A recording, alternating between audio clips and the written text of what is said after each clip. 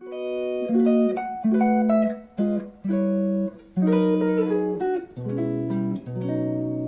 I want to talk about drop 3 voicings, continuing my quest to cover all of the different drop voicing types on the guitar. If you haven't already, I would probably check out the drop 2 video because that kind of gives you an overview of what drop voicings are. But to recap, I'm taking a 4-note chord. Typically you call that a 7th chord. There are other options though. If I take a 7th chord and I play it all in a row in a closed position, let's say G major 7, G, B, D, F sharp, all my notes are under an octave from the top to the bottom, right? Those are within an octave. The problem with that is, okay, I can play this voicing in root position, but if I start to play inversions, they get increasingly, I can barely squeeze that out, and then, it just gets harder from there. So they're really not a viable option on the guitar unless you have like Ben Monder hands. And so there's a way that we can get past that by dropping one of the voices down an octave or combinations of voices to get more palatable, easier to grab shapes. So the one I want to talk about today is drop 3. What that means is from the top, the third voice from the top is going to drop down an octave. What you're going to get is this. I'm showing you the shape of my hand now, and I'm going to play it.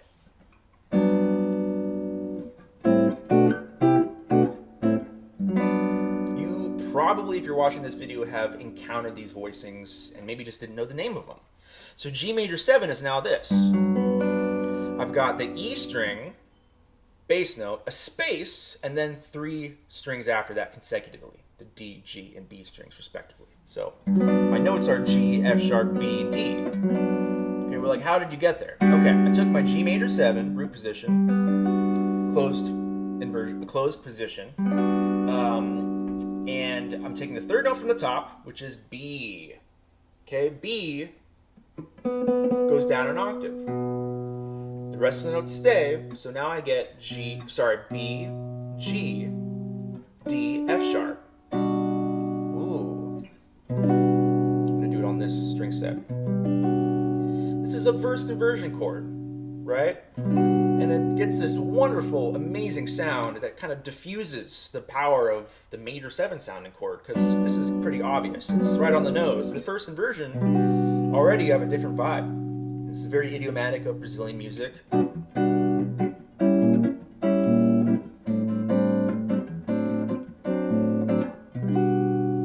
Kind of gets this saudade, that sense of longing and nostalgia out of a traditional major chord.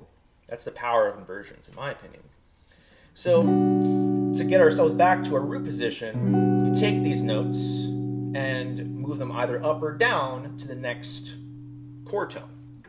So B has to go down to G, G goes to F sharp, D goes to B, F sharp goes to D. Now I arrive at my classics, kind of stock G major 7 voicing that a lot of you have played.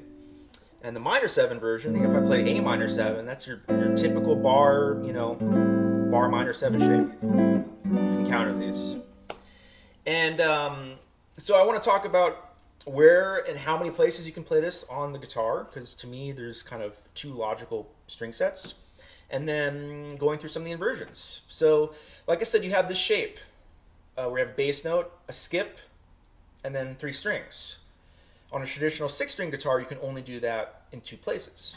Either the E, D, G, B strings, or the A, G, B, E strings. So to me, there's 2 string sets that you can play these drop 3 voicings on. Yes, there are other ways to finger them, like I did this example.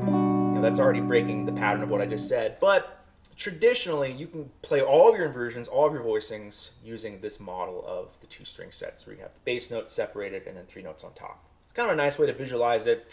And sonically, that's kind of what's happening as well. That bass note is separated, then you have 3 notes kind of clustered together. So here's my G major 7 root position. First inversion, second inversion, third inversion. Lots of nice colors in here.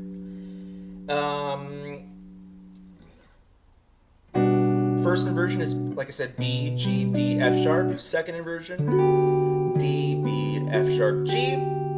Third inversion, F sharp D G B. Kind of a more outside sound. That's on the first string set. The next string set, which I admittedly I don't use these as much. I think I just don't like the timbre as much, and I prefer just different types of voicings when I'm on these upper string sets, but that also depends, because there's applications where I use them a lot, so it just depends. So that's going to sound like this. And they're also harder.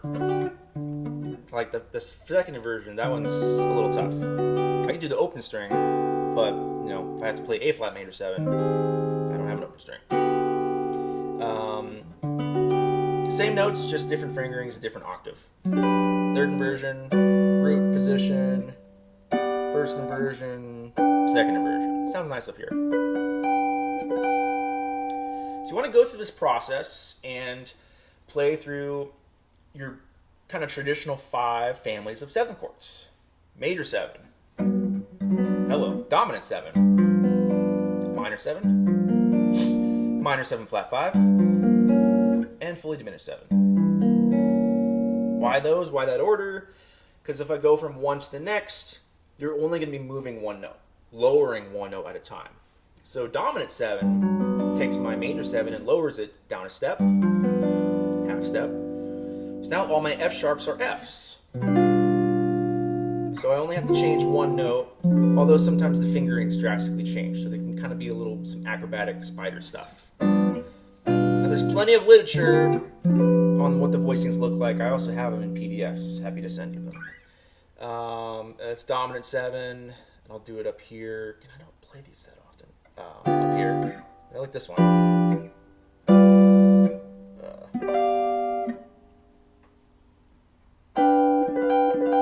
Here's minor 7. B is going to B flat. Got this.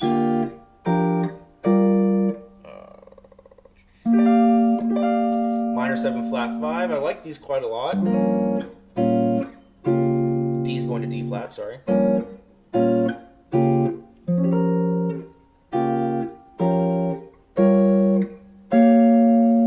And then fully diminished 7, you get the luxury of having them all be the same voicing shape because it's a symmetrical chord. They're all built in minor thirds, so just move it in minor thirds. What you're going to notice with these, when the rabbit hole starts to get deep, is that, let's say G minor 7.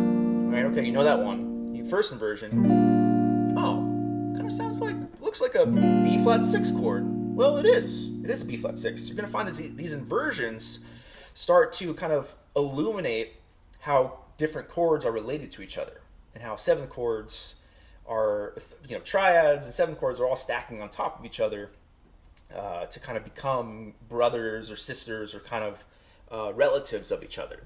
G minor 7 flat 5 is the same thing as B flat minor 6. Right? There's all sorts of different connections you can start making. But like I said, I suggest going through the 5 families, not the mob, 5 7 chord families: major 7, dominant 7, minor 7 flat 5, fully diminished 7, on both string sets that are going to look like this: bass notes separated, 3 consecutive strings, and then also do harmonize the scale too. So G major, I've got G major 7, A minor 7, B minor 7, C major 7, D 7. I'm going to switch string sets: E minor 7, F sharp half diminished, G major 7.